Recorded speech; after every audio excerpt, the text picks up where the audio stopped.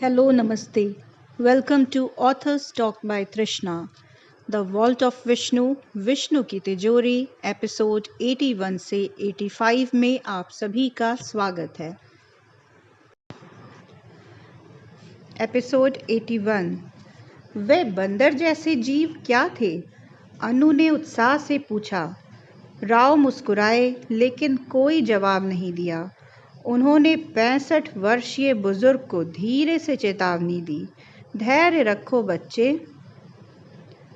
मैं पल्लव राजाओं का प्रत्यक्ष वंशज हूँ, जिन्होंने 3री शताब्दी से लेकर 9वीं शताब्दी तक दक्षिण भारत के अधिकांश भाग पर शासन किया था। उन्होंने पाम की ओर देखते हुए कहा, तुम ये जानती थी, है ना? इसीलिए तुम जानती थी कि हाथ में पल्लव स्तंभ लेकर मेरे सामने दंडवत करने से आपसी विश्वास का बंधन स्थापित होगा। पाम ने शर्म से सिर हिलाया।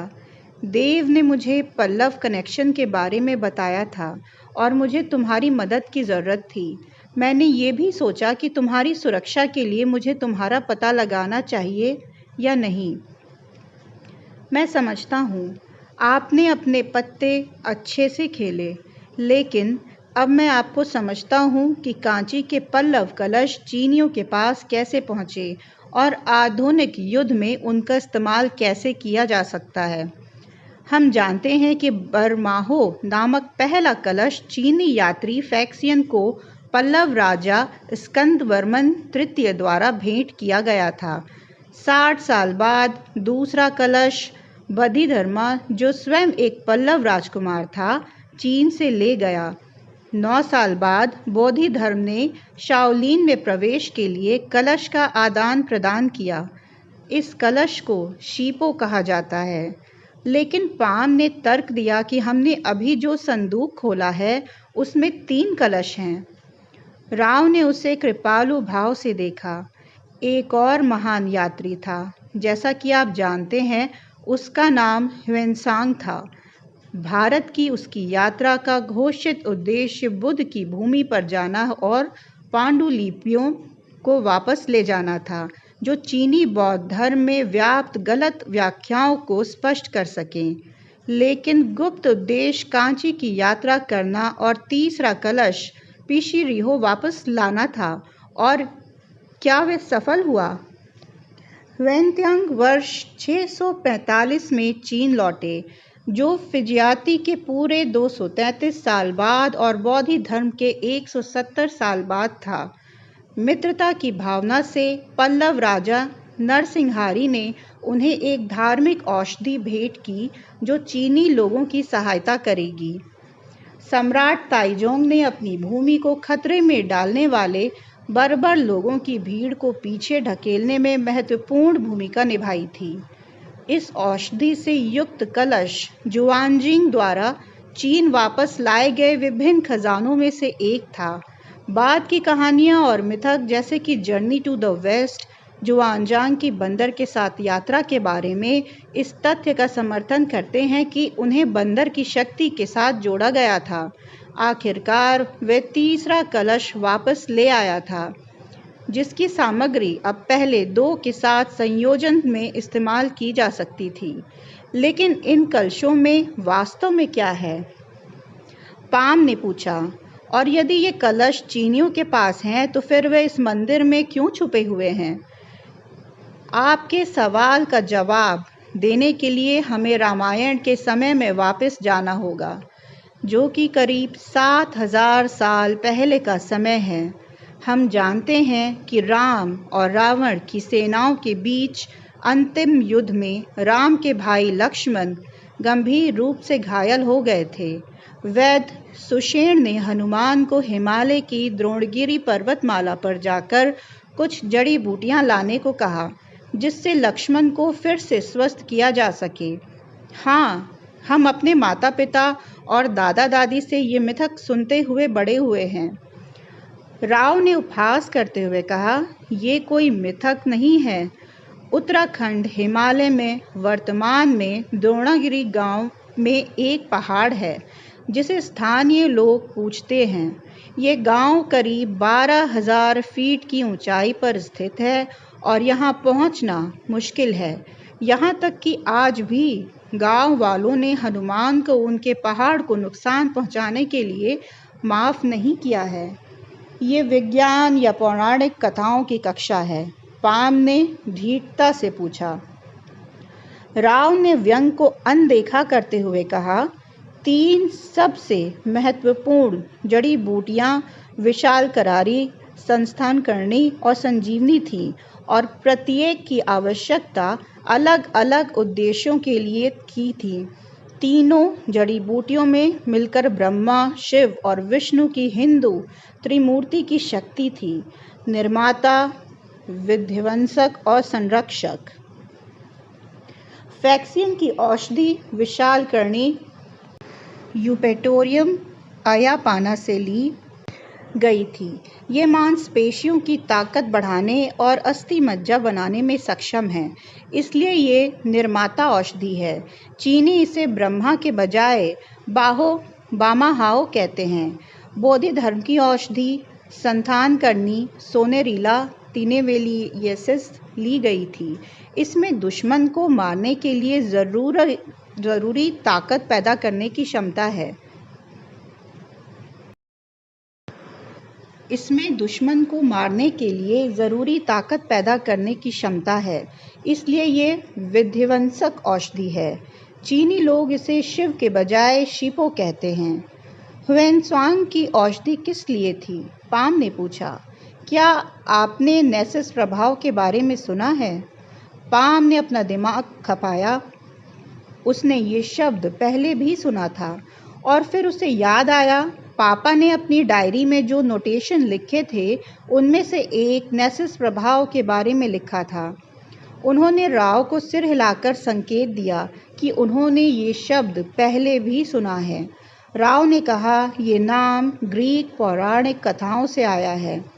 हेराक्लीस ने दुर्भावनापूर्ण सेंटोर नेसेस को मारने के लिए हाइड्रा विशासक तीर चलाया था और उसे मारने में सफल रहा था, लेकिन नेसेस का संक्रमित रक्त उसकी पत्नी डेयनेरा के माध्यम से हेराक्लीस तक पहुंच गया और इसने उसे भी मार डाला। नेसेस प्रभाव का अर्थ है ऐसी दवाइयां द्वारा उत्पन्न विषाक्तता जो अन्यथा सहायक होती हैं। मुझे इसकी जानकारी है, पाम ने कहा, लेकिन इस मामले में नेसेस प्रभाव कैसे काम करता है? राव ने कहा, जब कोई बामाहाओ और शीपो को मिलाता है तो उसे न केवल सुपर ताकत और शक्ति मिलती है बल्कि विषाक्तता भी होती है। ये मिश्रण का एक साइड इफेक्ट है और इसका एकमात्र उपाय संजीवनी से प्राप्त तीसरा पोषण है, सेलाजिनेला ब्रायोपेरिटिस संरक्षक पोषण। ये हेक्सोस और प्रोटीन की उच्च सामग्री के कारण स्तनधारियों में ऑक्सीडेटिव तनाव से 78% तक लड़ सकता है। पाम को अपने पिता के नोट्स याद आ गए। सेलाजिनेला ब्रायोपेरिटिस का जिक्र किया था। ऑक्सीडेटिव स्ट्रेस, हेक्सॉन और प्रोटीन का भी जिक्र किया गया था। राव ने बताया कि चीनियों ने इसे विष्णु की बजाय पिशिनो कहा। ये पिशिनो ही था जिसमें बामाहाओ और शीपो द्वारा उत्पादित विषाक्त पदार्थों से लड़ने की क्षमता थी, जिससे उपयोगकर्ता का जीवन सुरक्षित रहता था। चीनी लोग इन 3 जड़ी बूटियों में क्यों रुचि रखते हैं? अनु ने पूछा। वे अपने पिता और पाम की बीच बातचीत को धैर्यपूर्वक सुन रही थी। आपको याद रखना चाहिए कि इन 3 जड़ी बूटियों का उल्लेख न केवल रामायण में बल्कि महाभारत में भी किया गया है। महाभारत में हमें बताया गया है कि असुर गुरु शुक्राचार्य ने इनका उपयोग उन असुरों को वापस जीवित करने के लिए किया था जिन्हें देवताओं ने मार डाला था। इन जड़ी बूटियों के संयोजन ने पांडवों के पूर्वज ययाति को भी अपने शरीर की उम्र बढ़ने की प्रक्रिया को उलटने में मदद की थी, जैसा कि हुआ। चीनी सम्राट लंबे समय से अमरता के अमृत की तलाश में थे। उन्होंने इसे खोजने के लिए कई अभियान भेजे थे। तीनों औषधियों के मिश्रण से क्या हुआ? पाम ने पूछा। कोई इलाज, अलौकिक शक्ति या अमरता? मेरा मतलब है, लक्ष्मण अमर नहीं थे।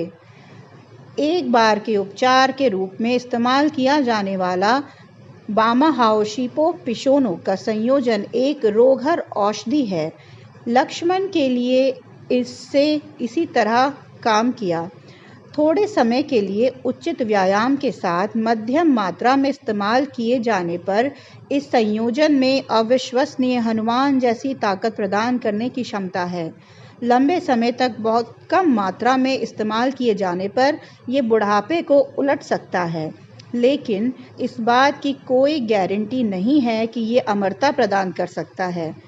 मध्यम अवधि और दीर्घकालिक उपयोग वास्तव में रक्त गुणसूत्रों में परिवर्तन ला सकता है।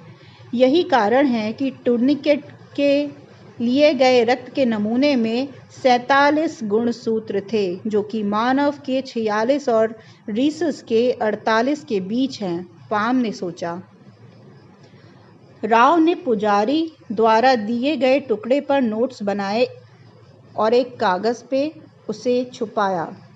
उपचारात्मक उच्च खुराक केवल एक बार, शक्ति मध्यम खुराक 1 महीने के लिए प्रतिदिन 1 बार, दीर्घायु अत्यंत छोटी खुराक कई वर्षों तक प्रतिदिन 1 बार।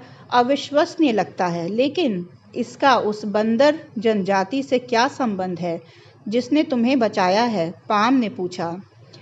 जब हनुमान जड़ी बूटियां लेकर लंका जा रहे थे तो उन्होंने अनजाने में उनमें से कुछ जड़ी बूटियां कांची और सत्यमंगलम के बीच घने जंगलों में गिरा दी। आज हमें बचाने वाले जीव एक जनजाति के हैं जो उन जड़ी बूटियों का सेवन करते हैं। जड़ी बूटियां उगने का एक खास मौसम होता है और उनका उपयोग साल के उसी समय तक सीमित होता है, लेकिन ये उन लोगों को रीसस की ताकत और चपलता प्रदान करने के लिए पर्याप्त है जो उन्हें खाते हैं। तुम्हें ये कैसे पता? पाम ने पूछा। तुम्हारे पिता की वजह से। एपिसोड 82। मेरे पिता? पाम ने पूछा। वे सेना में कर्नल थे, वे इस सब में कैसे उलझ गए? राव ने अपने एक सवाल के साथ उनके सवाल का जवाब दिया। क्या आपके पिता ने कभी आपको कोई अजीब गाना सुनाया है, बकवास की तरह? हाँ, अक्सर, पाम ने कहा।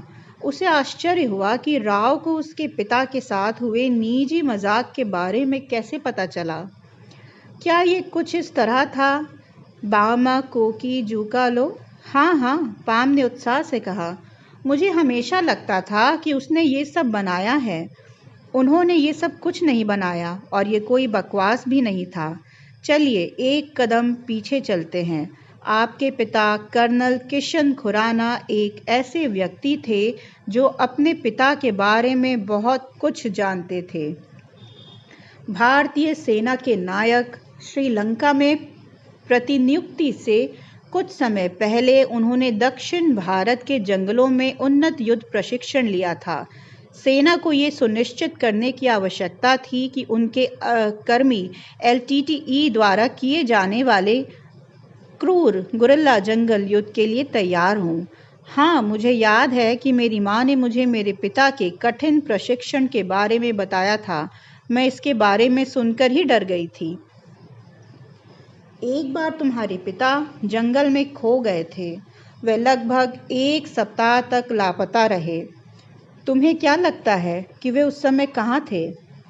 मुझे कुछ पता नहीं है, पाम ने कंधे उचकाते हुए कहा। मेरी माँ और मुझे इस बारे में कुछ पता नहीं था। अगर उन्हें पता भी था तो उन्होंने मुझे कभी नहीं बताया। वह कांची और सत्यमंगलम के बीच घने जंगलों में रहने वाली एक प्राचीन जनजाति से अचानक मिला था। उनका सभ्यता से कोई संपर्क नहीं था और वे पूर्व नवपाषाण काल से ही अलग थलग रहे थे। आज भी इस जनजाति की एक बहुत ही सरल भाषा है जिसमें केवल 7 व्यंजन और 3 स्वर हैं। एक प्रार्थना है जो वे नियमित रूप से करते हैं। ये वही शब्द हैं जो आपके पिता ने आपके लिए गाए थे। पिताजी तुम्हें ये सब क्यों बताएंगे? पाम ने संदेह से पूछा। राव ने कहा, हम दोनों को कविता का बहुत शौक था। एक क्लब था जहां हम एक दूसरे की रचनाओं का आनंद लेने के लिए नियमित रूप से मिलते थे। तुम्हारे पिता और मैं वहां जाते थे, लेकिन एक तीसरा व्यक्ति भी वहां जाता था, एक डॉक्टर जो हमारा साझा मित्र था।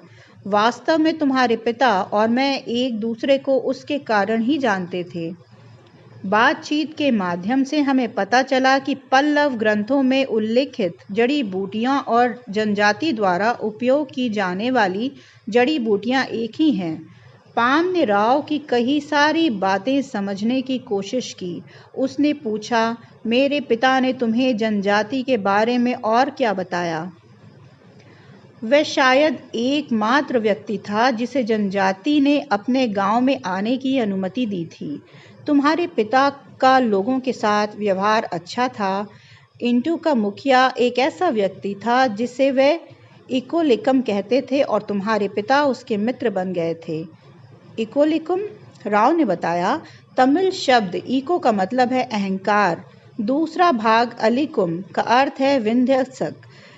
तो इको अलिकुम का अर्थ है अहंकार का नाश करने वाला। पाम अहंकार का नाश करने वाला और कौन है? पाम को कुछ पता नहीं था। उसने कंधे उचका दिए। हनुमान शब्द दो भागों से मिलकर बना है। हन का अर्थ है विध्वंसक और मान का अर्थ है अहंकार। इस प्रकार हनुमान अहंकार का भी नाश करने वाले हैं। इकोलिकम का नाम हनुमान के नाम पर ही रखा गया होगा। क्यों? आखिरकार हनुमान ने ही लक्ष्मण के लिए जड़ी बूटियां लाई थीं। उनकी ताकत उनसे नहीं आई थी। राव ने पूछा, क्या आपने रस विनोद नामक पुस्तक पढ़ी है जिसकी मैंने आपकी सिफारिश की थी? अभी नहीं, मेरे पास समय नहीं है। क्या बात है? ये उड़िया कवि दीन कृष्णदास द्वारा 17वीं शताब्दी में रचित एक ग्रंथ है। इसमें हनुमान के गुणों और उन गुणों के स्रोत के बारे में बताया गया है। संबंधित अंश पढ़ें। ठीक है, लेकिन इको एलिकम का नाम ऐसा क्यों रखा गया? बंदर जनजाति ने एक बार 16वीं शताब्दी में विजयनगर साम्राज्य के मुख्यमंत्री ताताचार्य की रक्षा की थी। ये संभव है कि इकोलिकम कोई नाम ना होकर एक औषधि हो। ये उपाधि ताताचार्य ने उस समय के आदिवासी नेता को दी थी। संभवत उन्होंने इस जनजाति को हनुमान का वंशज या अवतार माना था। वास्तव में उन्होंने हनुमान के सम्मान में इस मंदिर का निर्माण करवाया था। तो मेरे पिता ने आपके साथ सहयोग किया? पाम ने पूछा। टेस्ट 3 जड़ी बूटियों के छोटे छोटे नमूनों और जनजाति द्वारा इस्तेमाल की जाने वाली औषधि की एक मात्रा को छोड़कर आपके पिता इकोलिकम से ज़्यादा कुछ हासिल करने में असमर्थ थे। लेकिन जब मैंने औषधियों पर परीक्षण किए तो वे बोधि धर्म के प्राचीन पल्लव लेखन में संदर्भित औषधियों से मेल खाते थे। जनजाति की ताकत इस बात का सबूत थी कि वे काम करती हैं। तभी हमने औषधियों को फिर से बनाने और बोधि धर्म के प्रशिक्षण तकनीकों के साथ उनका उपयोग करने का काम शुरू किया। उन तरीकों ने भारत के लिए विशेष सैन्य बल बनाने में सहायता की होगी। मैंने अपनी बेटी को भी हमारी कुछ बेहतरीन खुराकें दीं, इसलिए उसकी असाधारण ताकत है। लेकिन आपको जड़ी बूटियां कहाँ से मिलीं? अच्छा सवाल है। जाहिर है कि हमें उन बंदर जनजाति से नहीं खरीद सकते थे जो उन्हें छोड़ना नहीं चाहती थी। हम उन्हें द्रोणगिरी से मांगने का जोखिम भी नहीं उठा सकते थे। ये घास के ढेर में सुई खोजने जैसा होता। इसलिए हमने अपने पास मौजूद नमूनों को ऊतक संवर्धन द्वारा गुणा करने का विकल्प चुना। ये हमारे कार्यक्रम को शुरू करने के लिए पर्याप्त था। अनु ने कहा, मैं अभी भी ये समझ नहीं पा रही हूँ कि इतनी महत्वपूर्ण पहल क्यों बंद कर दी गई। ये भारत के लिए एक बड़ा बदलाव साबित हो सकता था। राव ने उदासी के भाव के साथ कहा, सत्ता संरचना में कोई ऐसा व्यक्ति था जो चीनियों के करीब था। अगर नौकरशाहों ने हमें बंद नहीं किया होता तो हम भारतीय सैन्य शक्ति को काफ़ी हद तक बढ़ाने में सफल हो जाते। ये सबसे उच्च स्तर पर की गई तोड़फोड़ थी। पाम ने सोचा कि ये कौन कर सकता है। ये बात उसके दिमाग में घर कर गई कि मार्क एक चीनी मूल के दुकानदार से मिल रहा था जिसके विदेशी खुफिया एजेंसियों से संभावित संबंध थे, और ये कि वीटीके को जीपीएस कॉइन के बारे में पता था, जबकि उसने कभी उसे बताया ही नहीं था। साथ ही अगर प्रधानमंत्री राव और उसके पिता के बीच सहयोग के इतने समर्थक थे तो कार्यक्रम को फिर से शुरू क्यों नहीं किया गया। प्रधानमंत्री बनने के बाद किसने तय किया कि इस जांच के लिए मेरी ज़रूरत है? क्या यह मुझे ख़त्म करने के लिए किया गया था? पाम ने पूछा। क्या आपने कभी इस कार्यक्रम को स्वतंत्र रूप से पुनर्जीवित करने पर विचार नहीं किया? राव ने कहा, मुझे पता था कि अगर मैंने ऐसा किया तो मुझे ख़त्म कर दिया जाएगा। देखो तुम्हारे पिता के साथ क्या हुआ। उसे क्या हुआ? पाम ने पूछा। क्यों, तुम्हें पता है? वह आवारा गोली बहुत सुविधाजनक थी। आपके पिता मेरे कार्यक्रम के सबसे उत्साहित और मुखर समर्थकों में से एक थे, और मैं इसके लिए उनसे प्यार करता था। मेरी सबसे अच्छी यादें उनके साथ जुड़ी हुई थीं। मैंने अपने घर की सभी तस्वीरें हटा दीं क्योंकि उनमें से ज़्यादातर में वे फ्रेम में थे। शायद वही वजह थी। पाम को गले में गांठ महसूस हो रही थी। इतने सालों बाद भी उसके पिता का ख्याल उसके दिल में गहराई तक उतर गया। उसने तुरंत बात बदल दी। हमने अभी जो 3 कलश निकाले हैं उनकी कस्टडी तुम्हें कैसे मिलेगी? राव ने बताया, कलश इतिहास में खो गए थे। हाँ, मिश्रण के साथ कुछ हिस्से फैक्सियन, बोधि धर्म और वेन्सांग के साथ उदारता से साझा किए गए थे, लेकिन बड़ी मात्रा में कलश पल्लव शासकों के पास ही रहे। जब मैंने प्राचीन लेखन को देखा तो मैंने निष्कर्ष निकाला कि सुरक्षा कारणों से विभिन्न स्थानों पर कलशों के कई सेट दफनाए गए थे। ये सेट उनमें से सिर्फ एक था। उनमें से कुछ भ्रामक थे जिनका उद्देश्य लोगों को गुमराह करना था। कहने की ज़रूरत नहीं है कि कई कलश युगों से लगातार दक्षिण भारतीय राजवंशों के पास सुरक्षित रहे, लेकिन प्राथमिक सेट 3 बंदरों के पास सुरक्षित था। 3 बंदर?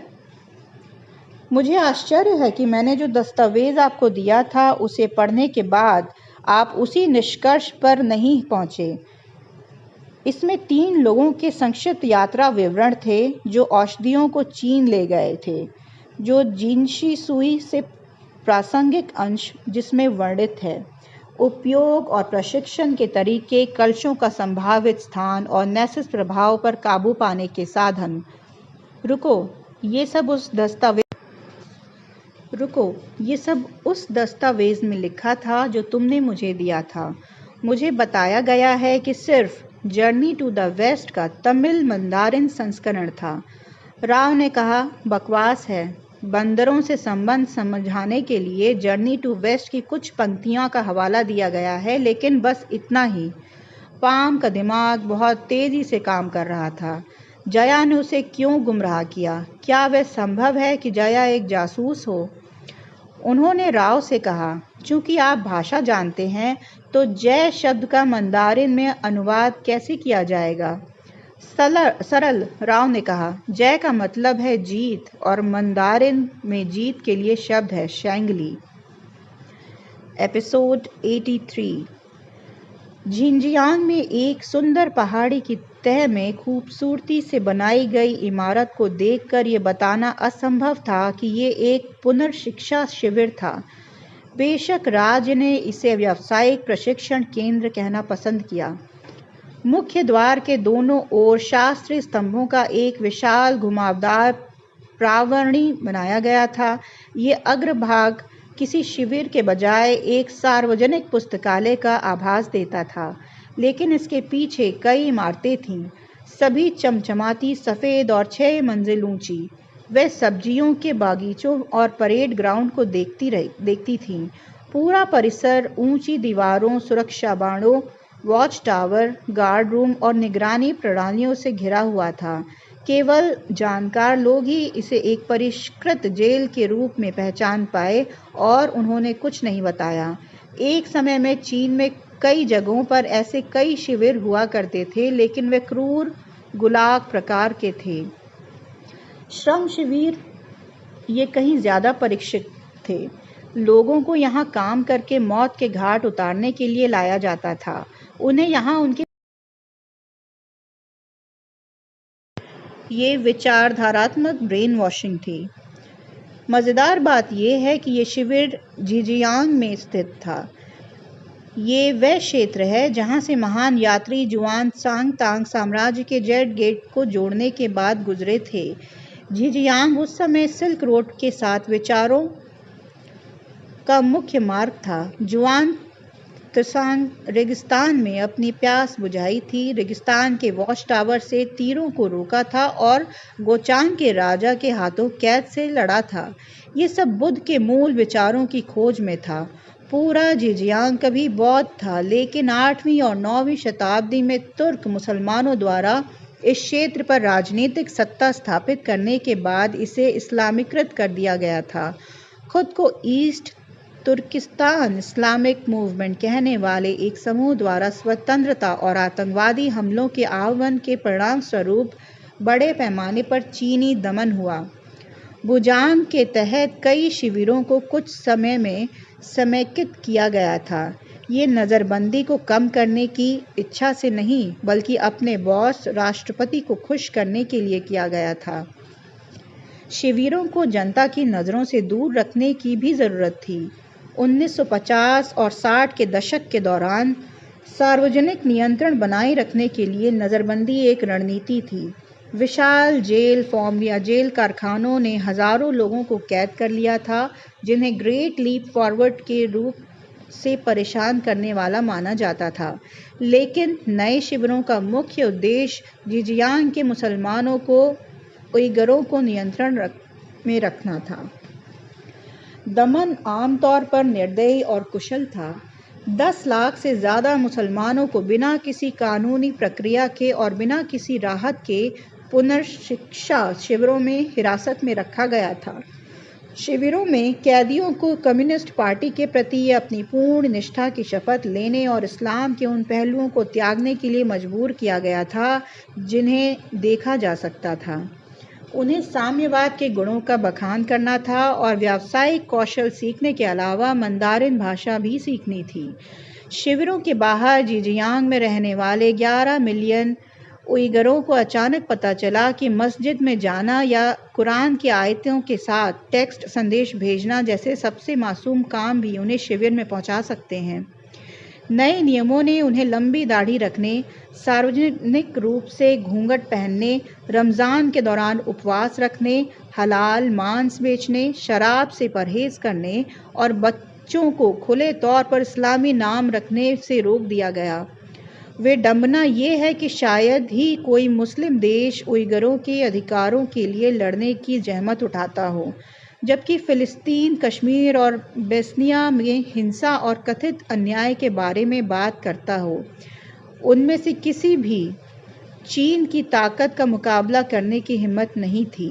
झिंजियांग खुद लगातार निगरानी में था। इस क्षेत्र को एक ग्रिड में बंद कर दिया गया था, जिसमें प्रत्येक वर्ग में लगभग 500 लोग थे। प्रत्येक में एक पुलिस स्टेशन था, जो नियमित रूप से चेहरे की पहचान करने वाले कैमरों, फिंगरप्रिंटिंग और पहचान पत्रों की जांच के माध्यम से निवासियों का सर्वेक्षण करता था।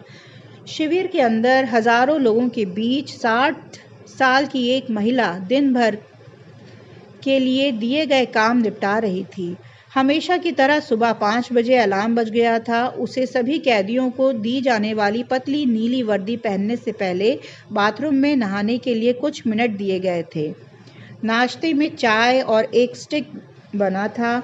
दिन में बाकी समय वह सब्जियां लगाती और उनकी देखभाल करती, दीवारों पर पेंटिंग करती, शौचालय साफ करती और बर्तन धोती। उसका खाली समय देशभक्ति के गीत गाने, कम्युनिस्ट पार्टी के विचारधारा को याद करने और मंदारिन सीखने में बीतता था। उसने सेल वार्डन को सावधानी से देखा। वार्डन एक टास्क मास्टर था, लेकिन कभी क्रूर नहीं था। उसने उसे अपने बेटे को पत्र लिखने की अनुमति दी थी। हालांकि पत्र में कम्युनिस्ट व्यवस्था के गुणों का गुणगान करना जरूरी था। अपने पत्र में उसने लिखा था, उनकी शयनगृह अच्छी स्थिति में है और 24 घंटे गर्म पानी चलता रहता है। हमारे पास साफ सुथरे बाथरूम, वेल्डेड फर्श और यहाँ तक कि एयर कंडीशनिंग भी हैं।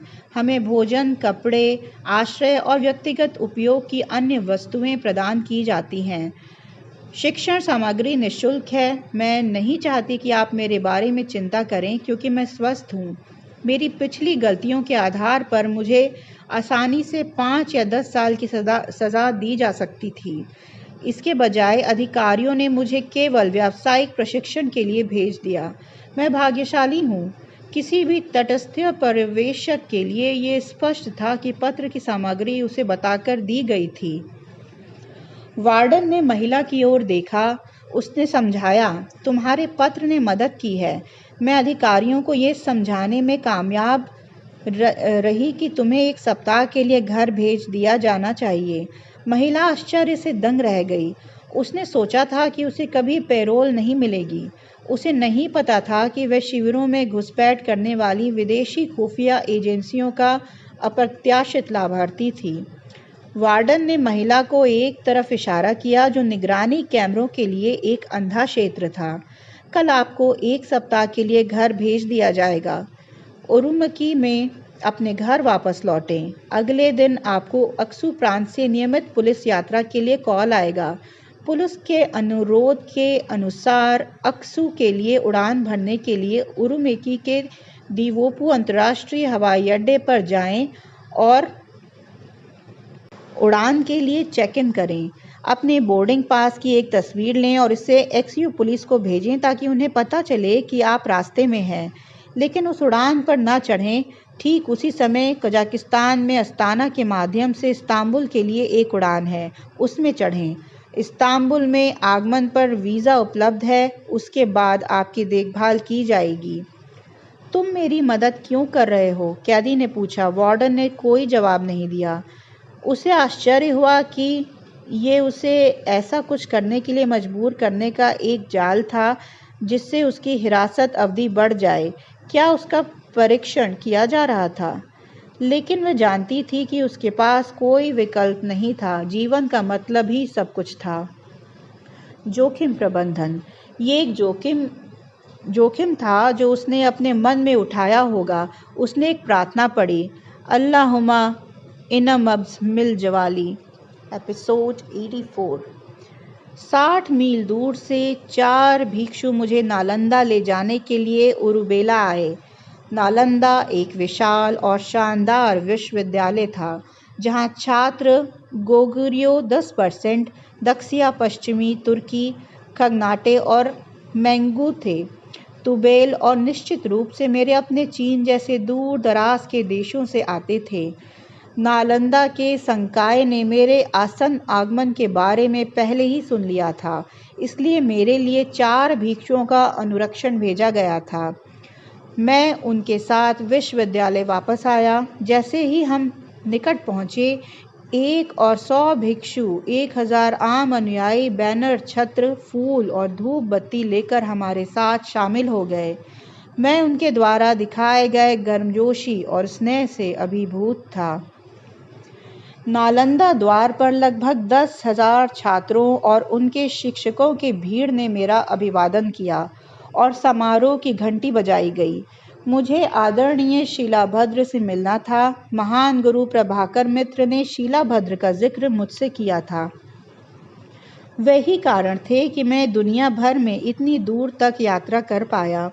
लेकिन कोई व्यक्ति सिर्फ खुद को आदरणीय के सामने पेश नहीं कर सकता था। कुछ परंपराओं का पालन करना होता था। 20 भिक्षुओं ने मुझे सिखाया कि महान गुरु से कैसे संपर्क किया जाए। उनके प्रशिक्षण के आधार पर मैं अपने हाथों और पैरों पर रेंगते हुए आगे बढ़ा।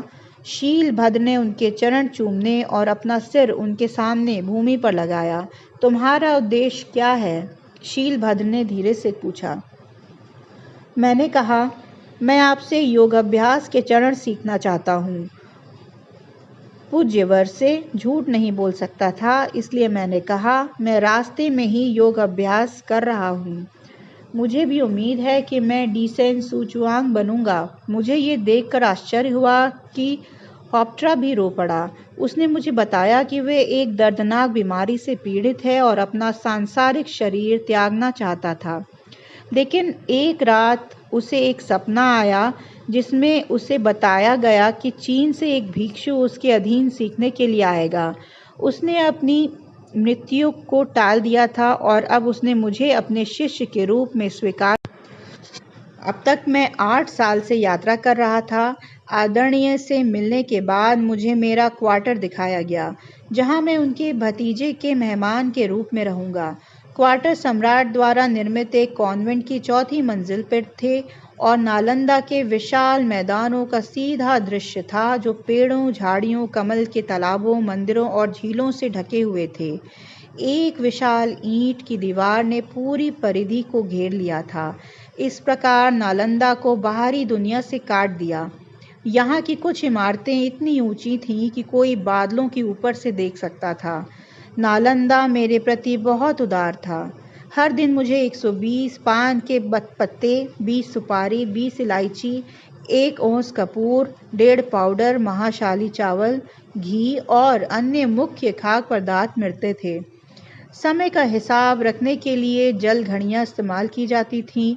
हर सुबह भिक्षुओं को स्नान करने की याद दिलाने के लिए घंटा बजाया जाता था और हजारों लोग नालंदा के 10 स्नान तालाबों में उतरते थे।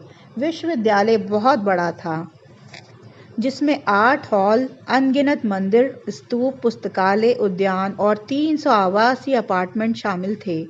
100 गांवों से मिलने वाले राजस्व को इसके रखरखाव के लिए निर्देशित किया जाता था। छात्रों ने महायान और हीनयान बौद्ध धर्म, वेदों से प्राचीन ब्राह्मणवादी ज्ञान, संस्कृत व्याकरण, तर्कशास्त्र, दर्शन, कानून, साहित्य, चिकित्सा, गणित और खगोल विज्ञान सहित कई विषयों को सीखा। मुझे भ्रमण के लिए 2 सेवक, 1 पालकी और 1 हाथी की सेवाएं दी गई थीं। मैंने राजगृह की यात्रा के लिए इन सुविधाओं का लाभ उठाया, जो उस समय राजा बिंबिसार की राजधानी थी। बुद्ध का इस क्षेत्र में गिद्ध शिखर भी था, जहां बुद्ध ने कई उपदेश दिए थे। मैंने वह स्थान भी देखा जहां बुद्ध ने एक जंगली हाथी को वश में किया था, जिसे पागल करने के इरादे से शराब पिलाई गई थी और उसे कुचलकर मार डालने के लिए मजबूर किया गया था। मैंने बस फैक्सियन के पद चिन्हों का अनुसरण कर रहा था, जो मुझसे पहले स्थान पर आया था।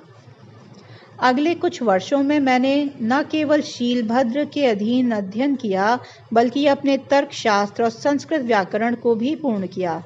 मैं वास्तव में धन्य था कि मुझे शीलभद्र से योगाचार का शुद्ध रूप सीखने का मौका मिला, जिन्होंने इसे असंग, वसुबंधु, दिंगनाग और धर्मपाल सहित कई पूर्व गुरुओं से प्राप्त किया था। मैंने वज्र नामक एक जैन ज्योतिषी से भी मित्रता की। कई लोग उन्हें संदेह की दृष्टि से देखते थे, लेकिन मैंने पाया कि उनके साथ मेरी चर्चाएं ज्ञानवर्धक थीं। वज्र का कई राजघरानाओं से अच्छा संबंध था और उन्होंने मुझे बताया कि जब भी मुझे किसी चीज़ की ज़रूरत होगी, मैं सहायता के लिए उन पर भरोसा कर सकता हूँ। उन्होंने मुझे एक पहेली को सुलझाने में भी मदद की, जिसका उत्तर नहीं मिल पाया था, लेकिन मैं इस बात से पूरी तरह अवगत था कि मेरे मिशन का दूसरा और उतना ही महत्वपूर्ण हिस्सा अभी भी पूरा होना बाकी था। एपिसोड 85।